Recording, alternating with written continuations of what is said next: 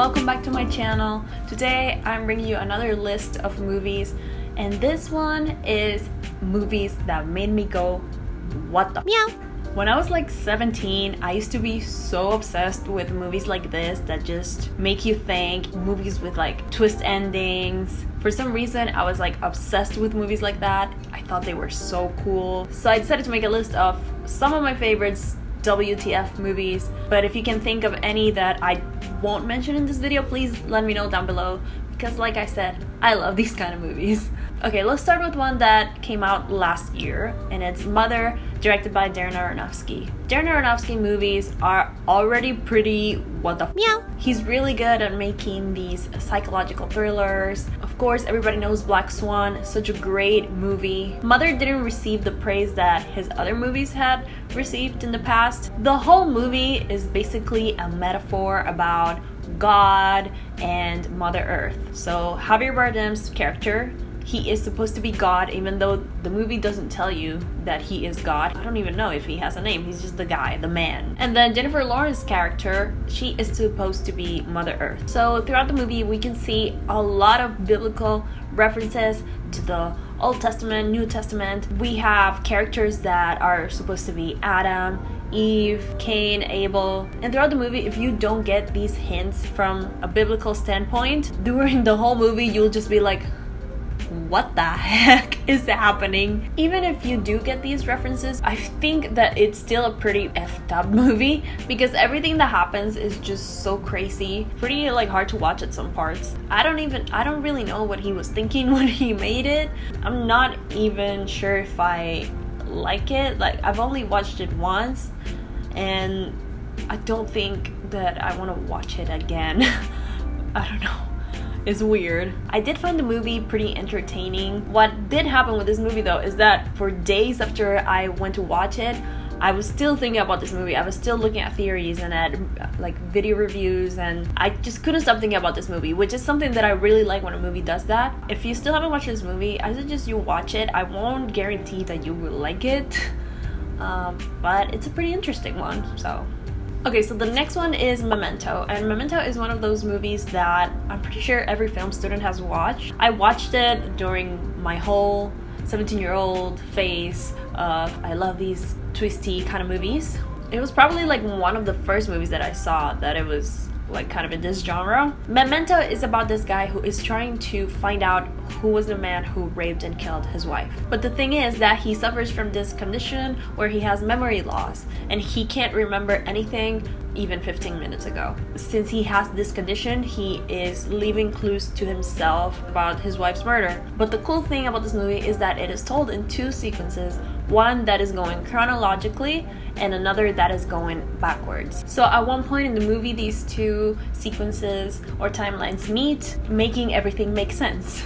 So it is a really cool experience. I had never seen a movie like that before I watched it, or even after I watched it. I haven't seen another movie like that. If you know of any, please let me know. And I'm pretty sure every like film student has watched it, because it's the perfect example of non-linear storytelling. So just for that reason, you all should give it a watch if you haven't yet. It's very entertaining, and it's just one of those movies that is a classic. I feel like it's so unique and different and just very, very interesting. So the next movie is a recent one, and it's Ex Machina. The movie is about this guy Caleb, who is a programmer at this company, who wins a contest to go spend a week with the CEO of the company at his house. When he arrives, he discovers that Nathan, the CEO, is working on these AIs, and he was actually chosen to be a part of this kind of experiment to see the capabilities of said AI, specifically an AI named Ava. After several meetings, Caleb discovers that Ava is actually more self-aware and more intelligent than what the CEO, Nathan, actually thinks. I absolutely love this movie so much because it has a surprise ending. This movie makes you kind of not know who you're actually rooting for. That's what happened to me. By the end, I wasn't sure if I should be feeling happy or mad or sad, or I was just very confusion, and it definitely made me go, what the meow. The next movie is Mr. Nobody. Now, Mr. Nobody is a movie that I'm not even sure how I'm going to explain, because the whole time I was watching it, I was just very confused. Very confused. This futuristic movie revolves around Nemo, aka Jared Leto. When he was young, he was faced with a decision either to stay with his father or leave with his mother. In this movie, he creates different paths with different decisions that he makes. So it's basically creating different storylines or different dimensions, or I don't even know, man. It's like he's living his life in these different parallels depending on the choices that he made. It's kind of like the butterfly effect, where you change something about the past and therefore it changes your future. As you can see by my explaining abilities, this movie definitely did its job of being a WTF kind of movie, but I kept wanting to watch more because I just didn't know where the film was gonna take me next, or where the film was gonna take, Nemo next. Yeah, I would say that's the very definition of a WTF movie. The next movie that I'm going to talk about is Arrival, which I believe came out 3 or 2 years ago. It was nominated for an Oscar. Arrival is about a linguistics professor, Amy Adams. Forgot her name. Louise. It's about Louise, who gets called by the government because these mysterious extraterrestrial ships have landed on different parts of the earth. There's 12 in total, and they are trying to communicate with humans. So they called her because she's a linguistics expert, and they think that she might be able to communicate with these aliens. After some time of her trying to figure out this language, she is able to communicate with these aliens, and she learns that 3,000 years in the future, the aliens will need the humans' help, which is why they have come down to Earth to teach the language, basically. Through this language, she is able to not travel in time, but she is able to see the future and the past and the present kind of at the same time. Time in this movie, it's not linear, it goes on a loop. You don't necessarily know what the future and the present and the past is during the movie until, a certain point, which is definitely the WTF moment in the movie. It's a really, really great film, beautifully made. And yeah, it's a twisty one. I realized that a lot of these movies have to do with time traveling and chronological order being messed up and blah blah blah, which is pretty interesting.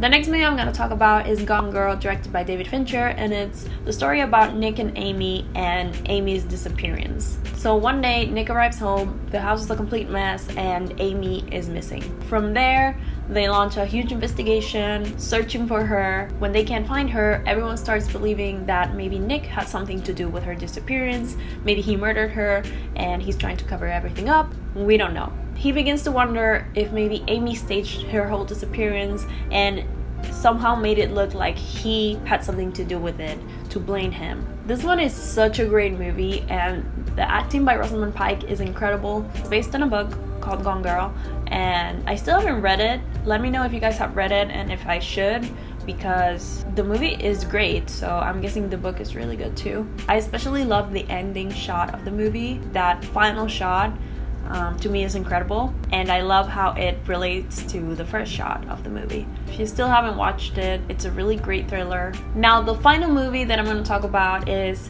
one of my favorites, and it's called Requiem for a Dream, directed by Darren Aronofsky. Requiem for a Dream tells the story of the 4 protagonists, and each of them are facing an addiction.